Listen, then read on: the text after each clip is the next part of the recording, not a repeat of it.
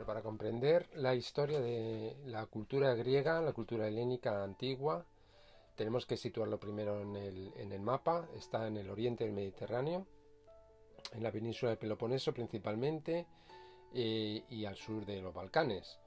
Todo lo que son las islas del mar Egeo, la costa occidental de lo que actualmente es Turquía, que es la Jonia de entonces. Luego la Magna Grecia, que es al sur de la península itálica, Sicilia, y el mar Jónico, el mar Adriático, el Egeo. Y en el Egeo, al sur del mar Egeo, ya en el Mediterráneo, está la isla de Creta. En la isla de Creta se configura una de las primeras civilizaciones que configuran el mundo, que la cultura minoica era una cultura refinada, aristocrática, tenían un príncipe al frente de la sociedad, pero no era, aunque estaba jerarquizada, no era muy rígida. Tampoco era una sociedad en principio guerrera, y sí tenían el dominio del mar, la talasocracia, con un comercio muy intenso y muy activo. Desaparece la cultura minoica. ¿Y quién entra en la historia? En la historia entran los pueblos indoeuropeos que proceden del sur de Europa, de lo que actualmente es Europa, entran por los Balcanes y se asientan en la península de Peloponeso el pueblo aqueo. El pueblo aqueo funda una serie de ciudades en esta península: Tirinto, Micenas, Esparta, Argos. Estas ciudades aqueas son residencia de este pueblo, y es un pueblo muy guerrero. Es un pueblo guerrero, por tanto el núcleo de sus ciudades suele ser fortalezas. Destaca especialmente Micenas, donde se desarrolla esta civilización. Es el foco fundamental en donde se desarrolla la civilización micénica. Bien, pasa el tiempo y entran los dorios, también igual, como pueblo indoeuropeo.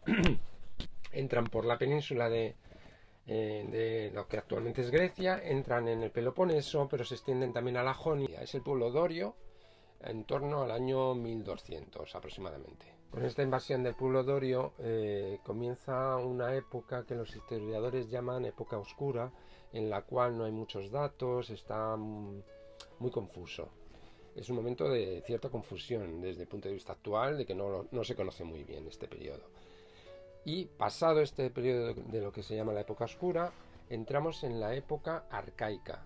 Época arcaica en el momento en el que se configuran las ciudades-estado. Las ciudades-estado con ciudadanos que son libres, pero que aún todavía están en el momento de inestabilidad, de familias aristocráticas que se hacen con el poder, de tiranías. En esta época es también momento de una serie de reformas políticas muy importantes que llevan a la democracia ateniense a configurarse como una sociedad muy equilibrada, demográficamente también, políticamente y socialmente. Nos da paso al siglo V antes de Cristo, que es un momento de culmen, de mayor apogeo de la democracia ateniense, con su principal representante, el más conocido y con el prestigio que entonces tenía, era Pericles. Sigue pasando el tiempo y llegamos a las guerras de Peloponeso entre Esparta y Atenas. Vence Esparta y a partir de ese momento hay una cierta decadencia, que es aprovechada por Filipo de Macedonia. Filipo de Macedonia era un rey, Macedonia era un reino al norte que adquirió poder gracias a Filipo, y entra en la historia, y posteriormente con mucha más fuerza su hijo Alejandro Magno, que aglutina toda la cultura helénica y crea un imperio, el imperio helénico. Es el momento del siglo IV antes de Cristo y es lo que se llama el periodo posclásico. Cuando muere Alejandro a finales del siglo IV antes de Cristo, el imperio se disgrega, se forman varios imperios llamados helenísticos. Bueno, y una vez visto todo lo que es el desarrollo de la cultura helénica en sus diferentes fases, vamos a ir viendo a un acercamiento inicial al arte de cada uno de estos periodos. Entonces, en el arte minoico destacan la arquitectura, los palacios, como el Palacio de Noxos o Agia Triada. Son palacios que están estructurados en torno a un patio central y una serie de estancias arquitrabadas, un sistema arquitrabado, horizontal en las puertas y ventanas, con jambas y dintel, y una serie de estancias, como digo, para los sirvientes y todos los cortesanos. Luego también desarrollan un tipo de columna muy peculiar con el tronco invertido. Está basado en los árboles, cuando antes se construían con madera.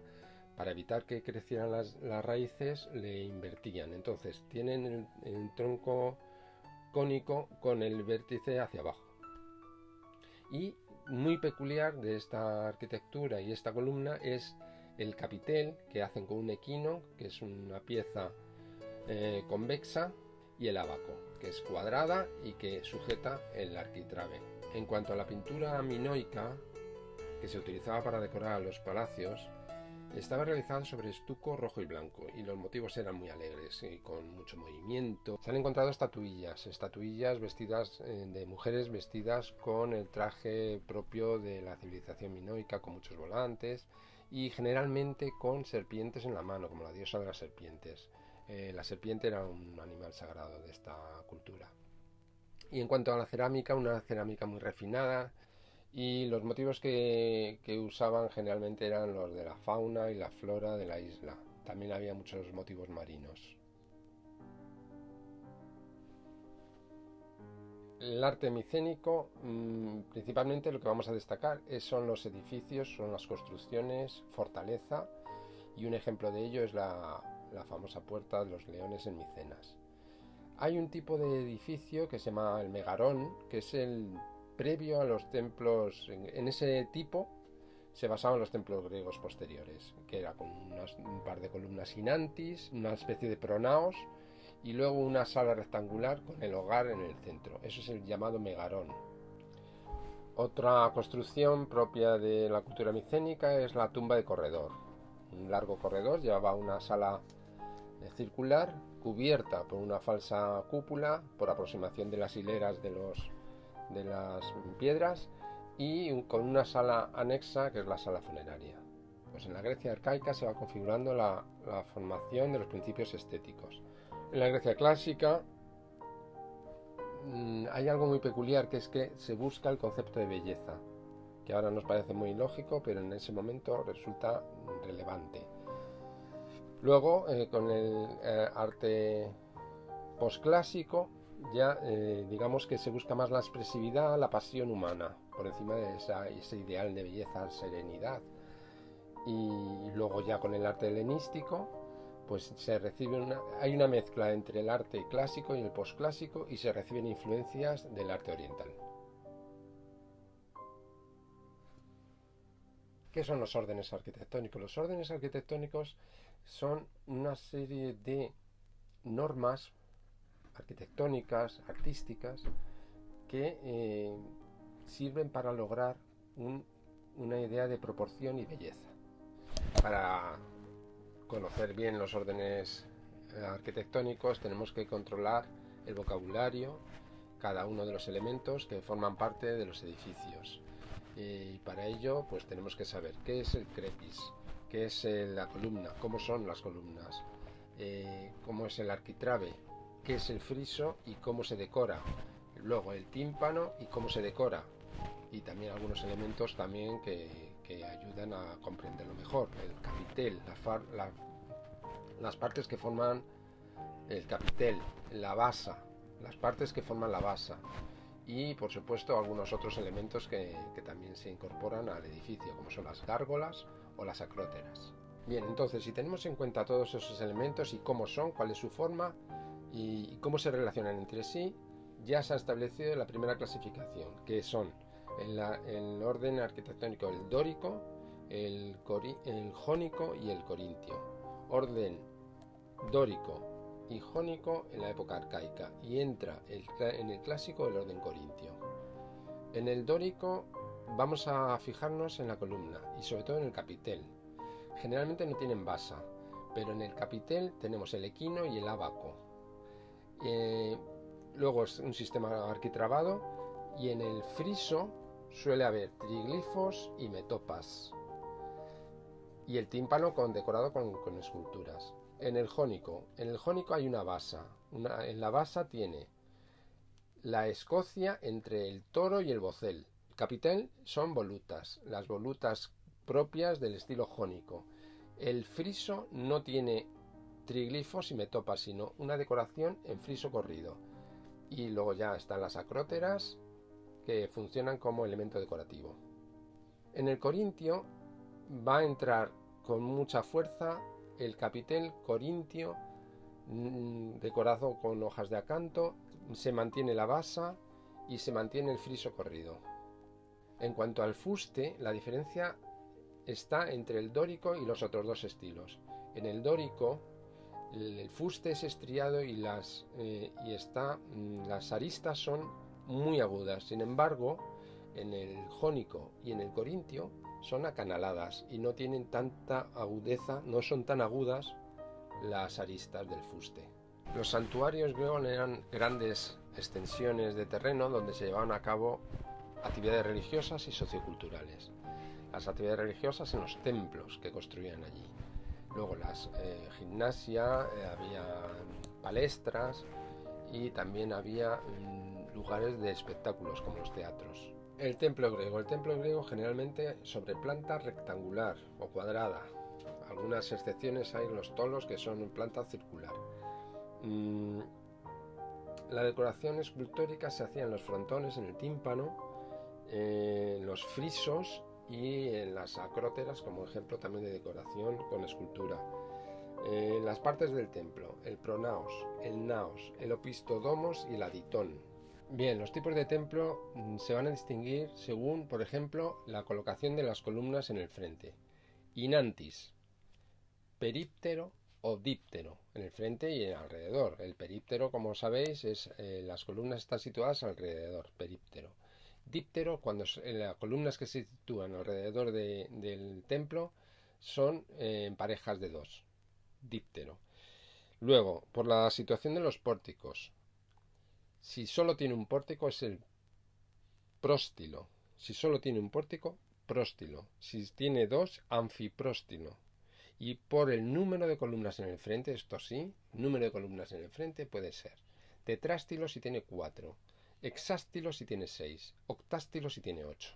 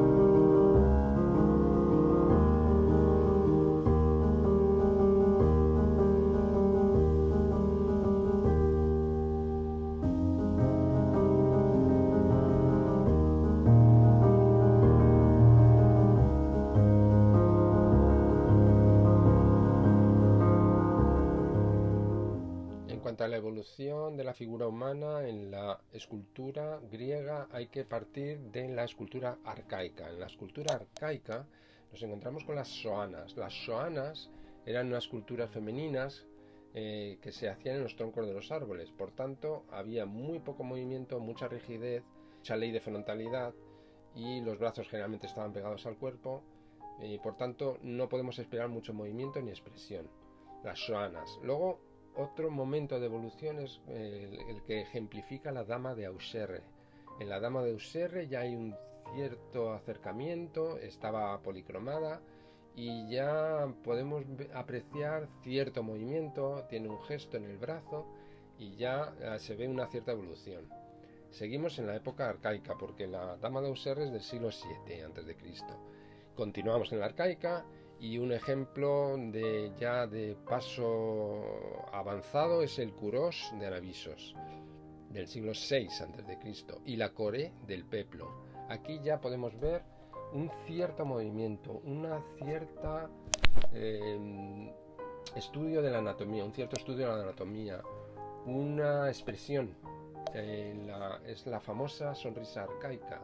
Tiene un pequeño rictus que nos expresa un cierto ánimo, pero sigue siendo muy dependiente de la frontalidad, como veis. Luego, en la transición al clasicismo, se abandona esa rigidez y se da un paso hacia el realismo. Tenemos como dos ejemplos fundamentales: el Auriga de Delfos, la estatua de Poseidón. En la Auriga de Delfos, aunque está con una túnica, también hay un cierto movimiento. Se ha abandonado ya la sonrisa arcaica, y el rostro es un rostro serio. Es un atleta al que se le rinde digamos, homenaje al hacerle la escultura, y hay un tratamiento de las telas muy interesante, de los pliegues de la tela. En cuanto a Poseidón, lo que vemos es un estudio de anatomía fundamental. Aquí además hay mucho movimiento ya, en contraste con el Curós. Damos paso a la escultura clásica, y aquí hay un elemento de interés, que es la búsqueda de la belleza. Y entonces hay un profundo análisis de la anatomía. La cabeza es redondeada, el rostro clásico es un rostro con las facciones idealizadas, facciones simétricas, una serenidad. Pero claro, todo esto tiene una especie de precio, tiene una falta de expresión que viene dada posteriormente, como veremos. ¿Cuáles son los escultores de este periodo clásico de la escultura? Mirón, Policleto y Fidias. Mirón, el famoso discóbolo, en el que ya vemos un marcado movimiento, además movimiento circular, una tensión muscular, unas venas muy bien marcadas, y hay un estudio profundo aquí ya de la anatomía humana en movimiento además. Sin embargo, se mantiene un rostro sereno. En Policleto, la proporción del cuerpo humano está buscada con un estudio pormenorizado, porque él hace un tratado que se llama el Canon, en el que establece cuáles son las proporciones perfectas del cuerpo humano. En teoría, la cabeza, en su tratado, la cabeza en una escultura de un cuerpo humano, del cuerpo masculino, tiene que tener 3 dedos índices como medida, la cabeza. Luego, el cuerpo total tiene que tener una medida de 8 cabezas, y 2 cabezas y media es la anchura de los hombros. Ejemplos de sus obras son el Diadúmeno, que es un atleta que se está atando la cinta de victoria en la cabeza, y el Doríforo. El Doríforo, que es el atleta también portador de una lanza. Así que Policleto con el Doríforo y el Diadúmeno. El tercer representante de la escultura clásica es Fidias. Fidias fue el escultor del Partenón, y él decora el frontón con esculturas de bulto redondo de los dioses griegos. Luego decora también las metopas con escenas de los héroes en altos relieves. Y por último también hay que destacar toda la obra interior del friso interior con los bajos relieves que representan las panateneas, que son las procesiones rituales, religiosas que había en Atenas. Bien, pasamos a describir las características esenciales de la escultura posclásica del siglo IV a.C. Y es una escultura en la que se busca la expresividad y la diversidad. Es una escultura mucho más humanizada, en donde se intenta expresar los sentimientos. ¿Por qué es esto? ¿Por qué es todo esto? Pues una de las causas es la filosofía socrática, que buscaba comprender lo humano y destacar lo humano, y también en la búsqueda del realismo de los retratos de Alejandro Magno. ¿Y cuáles son los escultores que ejemplifican la escultura posclásica del siglo IV a.C.? Pues tenemos por un lado a Scopas. Scopas representa un estilo muy personal, tiene un retrato de la melancolía, conseguida por una especie de rictus en la boca y una profundidad en los ojos. Su obra así más destacada, como representante de su trabajo, es la cabeza de Meleagro. Luego tenemos a Praxíteles. Praxíteles también consiguió desarrollar una escuela propia, con su propio estilo, y consigue plasmar una especie de gracia juvenil en sus obras.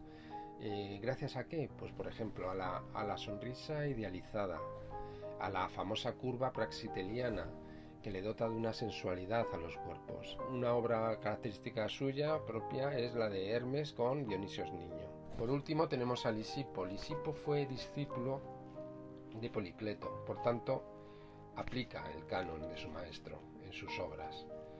¿Qué tiene como característica personal Lisipo? Pues que aparte de aplicar el canon, también introduce elementos de un cierto realismo, tomados de la idea de representar a la imagen de Alejandro Magno.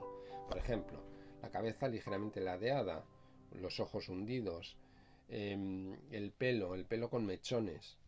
¿Cuál es su obra? Su obra así más destacada y representativa es el Apoxiomenos.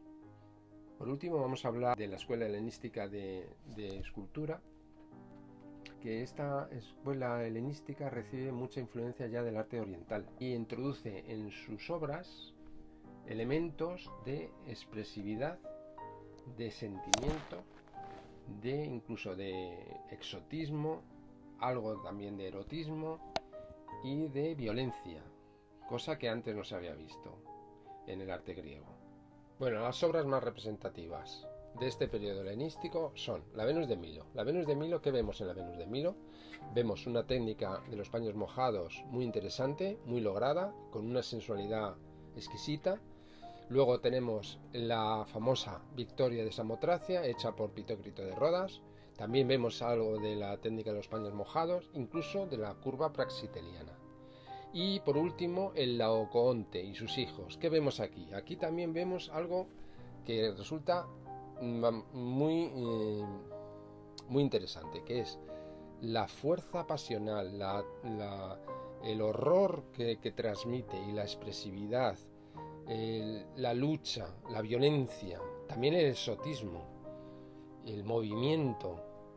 Todo esto fue lo que tanto influyó en Miguel Ángel para la obra escultórica de este autor renacentista y que tanta fuerza tuvo a lo largo de toda la historia del arte.